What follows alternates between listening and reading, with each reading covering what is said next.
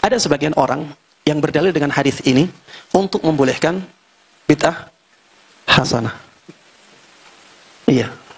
Katanya Rasulullah SAW bertanya kepada Bilal, amalan yang paling besar manfaatnya, yang bisa memasukkan dia ke dalam surga. Karena Rasulullah melihat suara sendalnya Bilal di surga. Kemudian Bilal menyebutkan amalan ini. Seakan-akan Rasulullah SAW tidak tahu amalan itu sebelumnya. Oh, berarti Bilal di sini ijtihad sendiri. Berarti membuat-buat ibadah sendiri. Pernah dengar syubhat seperti ini? Apa jawabannya, jemaah? Jawabannya, yang ada di dalam hadis ini adalah tentang apa yang dilakukan oleh Bilal, yang paling dia harapkan untuk bisa memasukkan dia ke surga. Ini yang ditanya oleh Rasulullah SAW. Wahai Bilal, amalan apa yang paling kamu harapkan bisa memasukkanmu ke dalam surga? Itu inti dari pertanyaan Rasulullah SAW. Kemudian Bilal menyebutkan amalannya itu. Tidak ada petunjuk bahwa Bilal ini membuat-buat amalan ini sendiri. Tidak ada petunjuk seperti itu. Rasulullah hanya bertanya, amalan apa yang paling kamu harapkan bisa memasukkanmu ke dalam surga? Itu pertanyaan Rasulullah SAW. Kemudian Bilal jawab dengan pertanyaan seperti ini. Kalau misalnya amalannya, Bilal menjawab. Kalau misalnya Bilal menjawabnya, aku selalu berusaha untuk menjaga sholat 5 waktu. Apakah sholat 5 waktu jadi sesuatu yang dibuat-buat oleh Bilal? Nah, kita tidak akan mengatakan seperti itu. Begitu pula dengan yang disebutkan oleh Bilal ini. Apalagi di sana ada hadis. Banyak yang menunjukkan disyariatkannya sholat 2 rakaat setelah wudu. Tanpa menyebutkan Bilal sama sekali.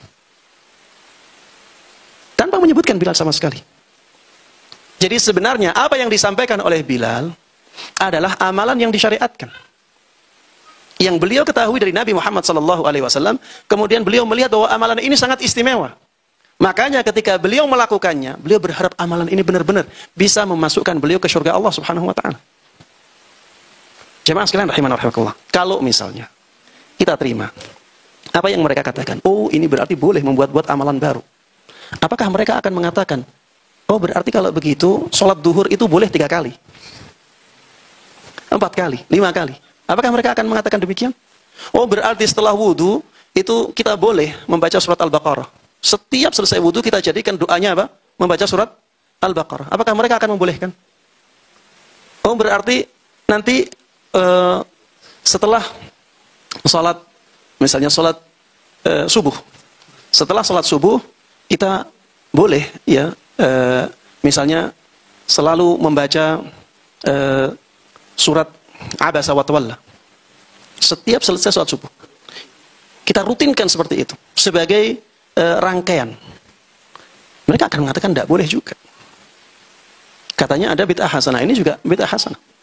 Ini juga sesuatu yang baik. Kita ganti saja doa antara 2 sujud ya, daripada hanya doa Rabbi ufirli atau Rabbi ufirli warhamni wajburni warfa'ni wahdini wa'afini warzuqni. Kita ganti saja membaca Yasin. Kita ganti menjadi Yasin. Kalau itu kebaikan harusnya boleh ya. Ini kan baik juga membaca Yasin, apa buruknya? Ada yang membuat ilustrasi. Ada makanan misalnya tempe goreng, kemudian nasi, kemudian sambal pecel, digabung jadi satu. Halal semuanya jadinya halal. Ini halal semuanya jadinya halal. Berarti dalam ibadah juga bisa ya. Yasin, kemudian zikir, sholawat, kemudian tahlil, kemudian sholat dijadikan satu. Berarti ini secara per-anya dibolehkan. Kalau digabungkan berarti dibolehkan. Ada yang mengatakan seperti itu. Kita tanya ke mereka saja. Baik, kalau seperti itu, berarti misalnya, kalau orang tasyahud, dia baca tasyahud, kemudian setelah itu dia baca sholawat, setelah itu dia baca surat Al-Baqarah. Sehingga tasyahudnya lama. Ya. Ini kan membaca surat Al-Baqarah, boleh tidak? Tasyahud boleh tidak? Ada larangan menggabungkan, membaca ayat Al-Quran di tasyahud? Tidak ada. Harusnya boleh. Baik ditambah baik sama dengan baik. Harusnya boleh. Apakah mereka akan membolehkan? Mereka mengatakan tidak boleh juga. Jadi rumus itu, rumus yang salah. Tidak bisa dimasukkan ke dalam bab ibadah.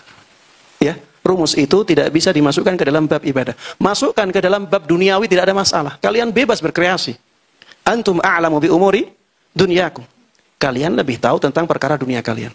Adapun dalam masalah ibadah, yang lebih tahu tentang ibadah adalah Allah dan Rasulnya. Ya. Yang ngasih kita pahala dari ibadah kita siapa, Bapak Ibu sekalian? Allah. Dan Allah sudah memberikan aturan.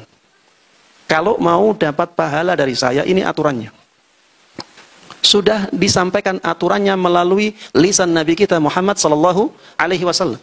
Kemudian Rasulullah sallallahu alaihi wasallam sudah mengatakan kepada kita, "Man 'amila 'amalan laisa 'alaihi amruna fahuwa rad." Barang siapa yang melakukan amalan yang tidak sesuai dengan tuntunan kami, amalan itu ditolak. Allah sudah jelaskan semuanya.